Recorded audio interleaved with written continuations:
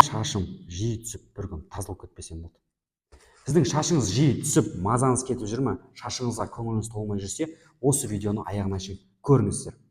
Шаштың түсуіне бірнеше фактор әсер етеді. Соның ішінде ең маңызды факторын айтып беріп кетейін. Ол сізде организміңізде железі дефициттен пайда болады.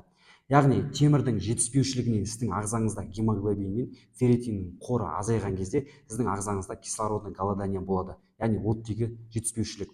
Оттегі жетіспеушіліктің салдарынан сіздің миыңызға дұрыс оттегі жетіспей, жиі бас ауыру пайда болады.